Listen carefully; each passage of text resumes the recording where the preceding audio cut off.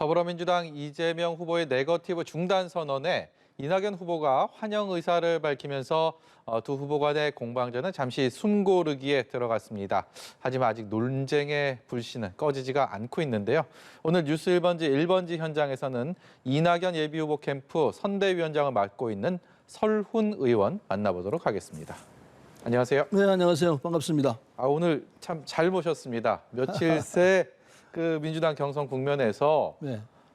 설훈 의원의 얘기, 이른바 경선 불복 이 논란이 굉장히 컸습니다. 그래서 이 진위가 어떻게 될지 꼭 여쭤보고 싶었습니다.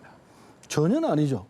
제가 무엇하러 민주당 중에 민주당이라고 저는 생각하는데요. 예. 제 스스로는. 근데 제가 민주당의 결정이 났으면 그걸 따라야 되는 게 당원의 기본 도리인데 네. 그걸 마다하고 불복을 하겠습니까? 말이 안 되는 소리입니다. 예. 문제는 그 말이 안 되는 걸 말이 되는 것처럼 만들기 위해서 저 불복하려고 그런다라고 프레임을 씌우면은 그 갇히게 되죠. 지금 그 작전 아닌가 하는 생각이 들어요. 예. 왜냐하면은 제가 그 언론지하고 얘기한 거는 이런 내용이었습니다. 이낙연 후보를 지지하는 사람들의 한 30% 정도 여론조사에 의하면은 30% 정도가 이낙연 후보가 안 되고 이재명 후보가 되면은 그 사람들은 지지 못하겠다 이렇게 나와 있습니다. 왜 그런고 이걸 이제 해석을 해야 되는데 저는 해석하기를 그렇습니다. 이재명 지사가 한 은행들이 있습니다. 그게 상당히 실망을 하고 뭐 저런 게 있냐, 저런 말 어떻게 할 수 있느냐, 이것 때문에 그분들이 지지 않은 걸로 저는 해석을 합니다. 예. 도저히 못하겠다. 같은 당이고 내가 지지했지만은 그러나 그 상황에서는 지지 못하겠다. 이걸 읽어내야 한다고 생각합니다. 저는 그걸 걱정했거든요. 네. 그래서 그분들을 설득하기 만만치 않다. 이 얘기였습니다. 그런데 그걸 뭐 경선 거부를 해요. 경선 거부를 그쪽에서 하고 싶은 얘기가 아닌지는 묻고 싶어요.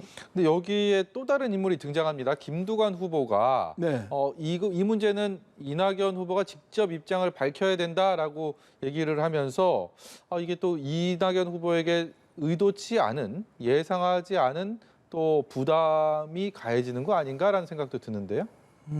김두관 의원은요, 뭐 제 후배기도 합니다만은 이번에 저한테 그렇게 공격을 하는 걸 보고 징계해야 한다고 그랬거든요. 예. 너 참 양반 봐라, 이 내용을 알지도 못하면서 저렇게 나오구나. 네. 물론 제가 만일에 경선 불복하겠다 이랬으면 당연히 그 얘기하는 게 맞죠. 근데 내용을 들여다봤는지 모르겠어요. 내용에는 내가 불복한다는 얘기가 전혀 없습니다. 앞에 내용을 보면 내가 불복할 의사가 없다는 걸 알았어야 맞습니다. 근데 그걸 불복할 것이라 자기 스스로 생각을 하고 그리고 징계한다까지 얘기 나온다면은 이건 선배위원회에 대한 도리가 아니죠. 예. 제가 어떻게 살아왔는데 그런 소리를 합니까? 말이 안 되는 소리죠. 그래서 제가 오늘도 성명을 냈습니다마는 김두관 의원은 자중해야 돼요. 그렇게 해야 일하면 안 하는 거 아니에요. 예. 근데 더 심한 얘기까지 하려다가 저 스스로 자중했는데 서로 자중해야 합니다. 예. 이 자중하다 보면 뭐 또 사그라들 수 있겠지만 또 TV 토론하고 또 전국 순회 뭐 이렇게 이런 점점 더 과열되는 양상이 또 전개가 된다면 이 잠잠해진 경선 불복 이 프레임이 어디서 누군가 다시 꺼낼 수도 있지 않겠습니까? 근데 전 세계 어느 선거를 보더라도 이런 이제 공방은 일어날 수밖에 없습니다. 이게 경쟁에서 뽑아내는 이 구조이기 때문에 이 구조에서는 상대방을 공격하고 그리고 내가 위에 올라가야 하는 이런 시스템 아니겠습니까? 이런 데서는 이런 상황이 일어날 수밖에 없는데 그런데 가능하면은 당내 경선이기 때문에 동지들 간이거든요. 예. 동지들 간에는 허물이 있도록 좀 봐줘야 되는데 근데 문제는 대통령 선거란 말입니다. 대통령이 되어야 할 분이고 우리 국민을 이끌어가야 할 분인데 그분에 대한 검증은 확실하게 해야 합니다. 네거티브하는 것하고 검증하는 거는 차원이 다르죠. 예. 정확하게 검증해서 이런 분을 우리가 내세웠습니다. 이게 돼야 되는데 그 검증이 부실해가지고 엉뚱한 게 나온다면은 본선에 가게 되면은 국민의힘 쪽에서는 아마 어마어마한 공세를 해올 거예요. 그래서 우리가 철저하게 검증을 하고 그 검증 과정이 국민들이 다 알고 적어도 당원들이 동의를 하고 이 후보니까 우리가 1등을 내보냈다. 이렇게 돼야 되는데 검증이 부실해지면은 우리가 패배할 가능성이 굉장히 높아지죠. 예. 저는 검증을 하자는 입장에서 확실한 검증을 해야 되고 그 TV 토론 등이 제일 좋은 방법일 수 있다 생각합니다. 그래서 각 캠프에서 후보를 지지하는 분들은 스스로 한번 검증을 해볼 필요가 있습니다. 예. 내가 믿는 후보가 정말 자격이 있고 훌륭한지 여기에 대해서 검증을 하고 그리고 내가 이 후보를 위해서는 모든 걸 다 바쳐서라도 대통령 만들어야 되겠다. 이런 게 생긴다면 그때 나와야 돼요. 예. 스스로 검증하는 시스템이 있어야 한다 생각합니다. 예. 결론적으로 경선 블록 최근의 그 논란은 사실상 재론의 여지가 없는 것이다라는 말씀으로 이해를 하겠고요. 지금 검증의 중요성 말씀을 하셨는데 양 후보들이 이제 네거티브 중단하겠다라는 거에 대한 의견을 같이 했습니다. 근데 뭐 다른 여타 후보들도 검증에 대해서는 중요하다. 거기에 필요성에 대해서는 다 동의를 하고 있는데 이 네거티브랑 검증의 과연 이 모호한 경계는 어디인가? 여기에 대해서는 물음표가 따라 붙는 것 같습니다. 예, 어려운 질문인데요. 그러나 이 당의 선거관리위원회도 있고 윤리위원회도 있고 하기 때문에 이 부분에 대한 판단들은 당내에서 할 수도 있고 국민들이 보면은 이해를 한다고 생각합니다. 예. 그래서 그 검증 자체가 검증이냐 네거티브냐는 네. 충분히 이해할 수 있다고 보기 때문에 검증할 수 있는 그 상황으로 갈 거라고 봅니다. 예. 너무 걱정 안 하셔도 될 거라고 봅니다. 이재명 후보의 그 도지사직 이것을 놓고서도 지금 각 후보 캠프마다 좀 곱지 않은 시선으로 보는 부분이 있는 것 같습니다. 뭐 이재명 후보는 법이 정한 90일 대선 90일 전까지는 도지사직을 사퇴할 생각이 없음을 거듭해서 확인을 하고 있는데 사실 법으로 그렇게 규정이 돼 있다면 그것을 가지고 뭐 사퇴해라 유지해라 남들이 이렇게 얘기하는 것도 맞지 않는 거 아니냐 뭐 이런 시선들도 있습니다. 그런 논리가 가능하죠. 논리적으로는 하자가 없습니다. 그러나 상식적으로 그렇게 봐서 지사직을 가지고 그 직을 이용해서 선거운동을 한다면은 그건 참 곤란하죠. 지금 그런 상황이 있다고 보여지거든요. 예. 이를테면은 기본소득에 대한 이 홍보를 얼마나 하고 있느냐 이런 문제 등등 지사직을 선거운동에 활용하고 있는 것 아니냐 예. 이 의심은 굉장히 많이 있습니다. 그러니까 의심받을 일을 안 하는 게 좋은 편이죠. 그래서 저라면은 대통령 지금 지지도가 이 정도 있는 입장이라면은 네. 지사직을 내려놓고 본격적으로 선거운동에 뛰어드는 것이 합리적이기도 하고 그리고 주변에 많은 사람들이 문제 제기를 하는 데 대한 우리 당당하게 내가 하겠다 하는 방법일 것인데 그 선택은 본인이 할 문제죠. 이재명 지사가 해야 될 문제니까 더 이상 그걸 공방하는 거는 지혜롭지 않을 것 같아요. 본인이 선택하면 됩니다. 이낙연 후보와의 인연이 오래되셨죠? 네, 굉장히 오래됐습니다. 이재명 대통령 모실 때부터 시작됐으니까요. 이 선대위원장으로서 이른바 언론을 통해서 가공되지 않은 날것의 대선 후보로서의 이낙연은 어떤 사람입니까? 참 준비되어 있는 사람입니다. 저도 문재인 대통령을 이어서 우리가 집권을 해야 되는데 그걸 해낼 수 있는 인물이 누군가 고민을 많이 했습니다. 예. 쭉 둘러보면서 찾아봤죠. 단연 이낙연 의원이었어요. 예. 제가 개인적으로 오랫동안부터 알아왔다는 것도 있겠지만은 당내 인물들이 여러 사람이 있습니다만은 그 중에서도 우뚝 서 있는 상태라고 내가 느꼈습니다. 더 이상 논란의 여지가 없구나. 그것을 제가 보증할 수 있었던 게 김대중 대통령 때부터 해서 총리하면서 그전에 지사하고 국회의원하고 지사하고 총리하고 당대표까지 하시고 다시 국회로 들어와서 일하는 걸 보면서 저 정도면 뭐 참 준비 잘 돼 있구나.